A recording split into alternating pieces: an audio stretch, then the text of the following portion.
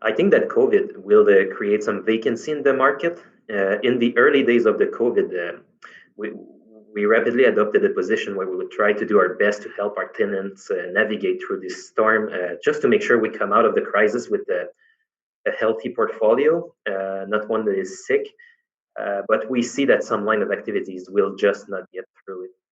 Um, Restaurants, for example, are closed, and I thank the government for their recent help and announcements. But there is still a whole supply chain behind the curtain that also suffer large losses and unpaid invoices from these restaurants that are out of business. So it's sad, but I think these new vacant space will actually relieve some minor pressure, at least in the industrial market. Another risk that we're facing right now is that we've not yet encountered what's the real impact of e-commerce and all the last mile deliveries that are going on with normal traffic. We Since the e-commerce really boomed in the last 6 months, there's basically no traffic on the highways.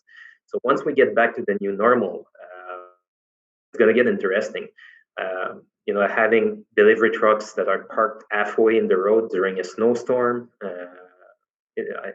and there are some environmental concerns too that may arise. Like, does it make sense that in a single day you can see Purolator, UPS, FedEx, DHL, Canada Post all pass onto the same small street?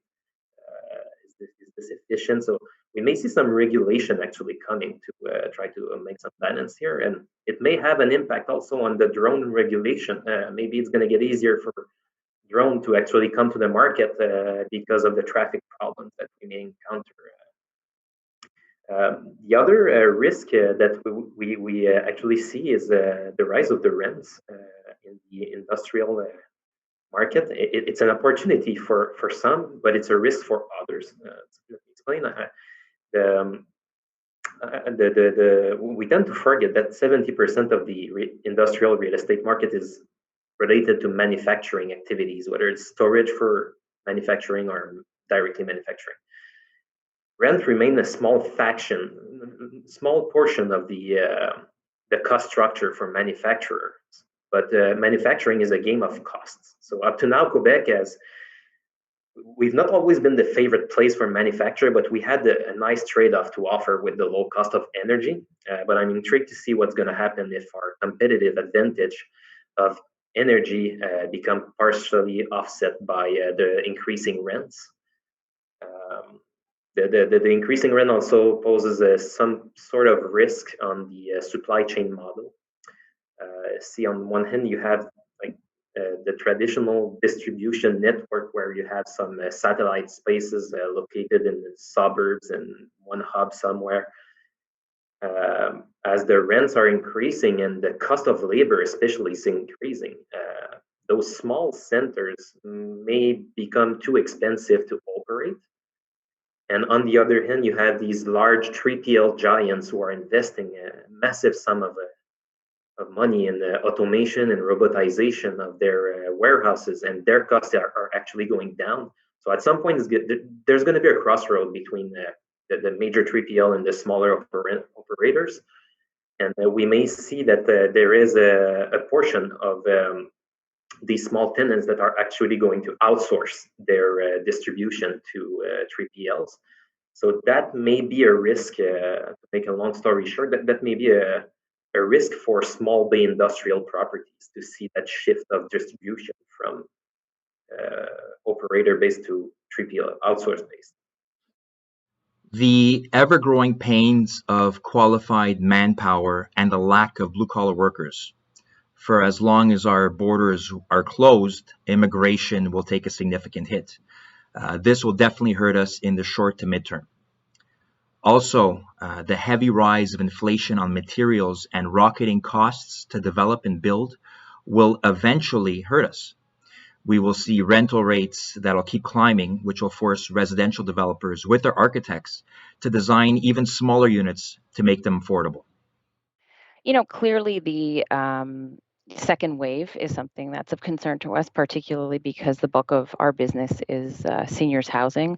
If we aren't rapid in getting a vaccine and we can't get, the economy back on track, I think there is, we do certainly have concerns with respect to how that affects, small businesses, individuals. And so that's definitely, top of our mind. As for, interest rates tend to be a factor in real estate. I think that one has got us covered. I think the low interest rate environment will continue to be a positive driver for the sector. For the challenges in the market, basically the length of the transactions are longer than usual.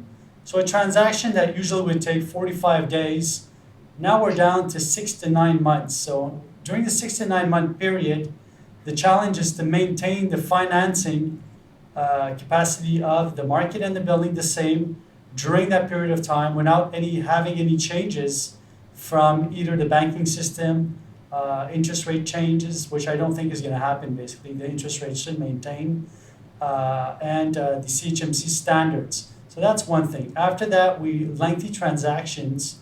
What happens in that case is that the parties often get tired during the negotiation periods, and then you have to keep them in the transaction during the due diligence with all the issues that could happen over a 6 to 9 month period.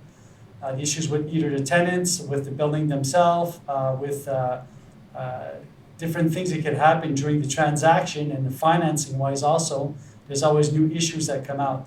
So keeping the parties in a transaction during such a long period of time could affect the fact that the transaction is going to go through or not if ever you need an extension.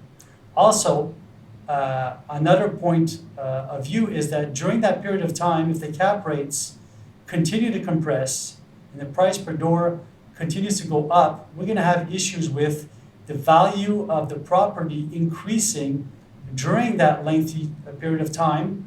And what happens is when you come to renegotiate the file because you need an extension or whatnot, often you have to think about also renegotiating either the price or certain conditions to the benefits of usually the seller. So that's something that's going to be interesting that we're going to have to play with. I think that we're going to have to work with the capacity of the parties to put down an agreement on paper and keep that agreement going till the end of the period, until we get to the transaction time.